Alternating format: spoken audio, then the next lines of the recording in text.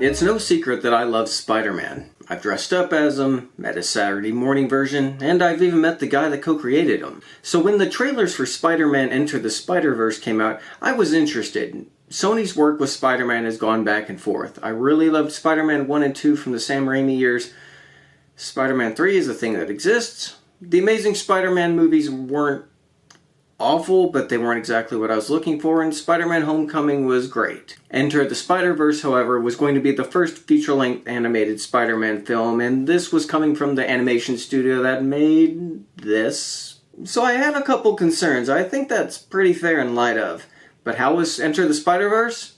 Honestly, visually, it's one of the best movies I've seen this year. When it comes to reviews of comic book-based movies, people always use phrases like it looks like it jumped from the pages of the comic books or it's a comic book coming to life. And while that's a tired old phrase, this really does look like a comic book, especially with the 2D and the 3D animation seamlessly blending in all the visual effects. This movie works on two different levels. It's a Miles Morales origin story with all the other spider people from the various universes helping to guide him into his new role. But it's also a love letter to the Spider-Man mythos as well. It covers all sorts of in-jokes, commentary, all the various throwbacks, product placements. It's really encompassing in terms of what they touch on in terms of all things Spider-Man. While this is a Miles origin story, all the other Spider-Men, Spider people, people of Spider, they all have their special moments as well. There's an older, more wearied Peter Parker. There's the black and white 1930s Spider-Man noir. There's Spider-Gwen, where Gwen Stacy got the powers of the spider instead of Peter Parker. There's Penny Parker, an anime-style Spider-Girl who works with a giant spider mech. And of course there's Spider-Ham, which came from the old Star Comics imprint. With 6 main protagonists and just as many antagonists, it's surprising that everybody gets a chance to shine and add a little something to the story. Even the cartoony Spider-Ham gets some fun moments in this movie and shares in the pathos of the sacrifice of what it takes to be a spider person. The pacing in this movie is tight. There is no dead space in this movie. There is always something going on and always something to see. At some points it almost becomes overwhelming just because there is so much going on screen, whether it's visual effects or comic book style panels that appear, but it just constantly moves forward and everything is just tightly packed. There's no wasted plot lines. Everything wraps up.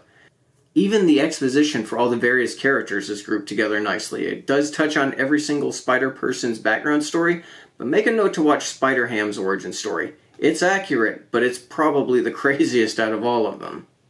I really like the characterization of Miles. He's just a normal kid who has to deal with all the standard teenage crap that you have to go through. On top of that, he's now been granted superpowers. His relationships with his dad and his Uncle Aaron are really great. All of these supporting characters are really fleshed out and you really like the cast. As for me, I've always been a fan of Peter Parker, and I found the version that they presented in this story really interesting. He's middle-aged and he's going through his own midlife issues, and I found that strangely relatable, and I don't know what to make of that. I could get more into the spoilers, but I think I'll actually leave that to the movie this time. This is so fun to watch how it all unfolds, and granted, it is an origin story, and everything that you expect from it, and especially everything that you expect from a Spider-Man origin story, it takes place here. And that includes all the lessons learned. And in this story, you find 6 individual people who could possibly be no further different from the other, but at the same time, they all share one big thing in common, and it's that relation that makes them all find that they're not alone, and I find that an interesting theme for this overall story. Does this Spider-Man movie have spoilers? Is it a Marvel movie? Of course it does. They have 2. They have one that's mid-credits, and it honestly made me tear up a little bit in light of recent events. You can probably guess what I'm saying from that, but I'll leave that be. The second final one at the very end of the credits, stay all the way through. It's another fan highlight, and oh my god, it's hilarious. I was already feeling good by the end of this film, but I was cracking up at how ridiculous this final stinger was. Surprise, surprise, they've already quietly greenlit a sequel, and if they do it like this, where it's all the different Spider-Men from all the different Spider-Verses, I would love to see what else they do. I would love to see the Dan Gavilson version of Spider-Man and His Amazing Friends. I would love to see the British rocker Spider-Man and the Indian Spider-Man and all the crazy various Spider-Men that they could touch on.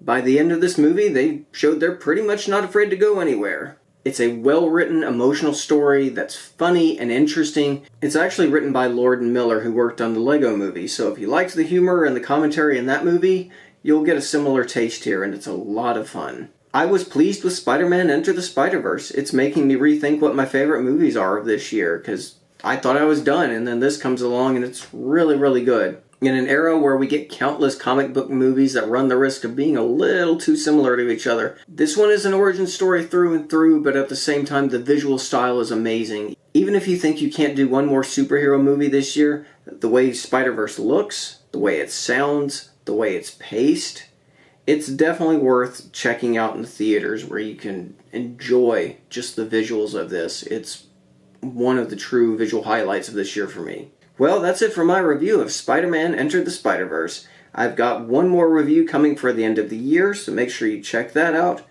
Thanks again for stopping by, and I will see you that next time. Take care, you guys.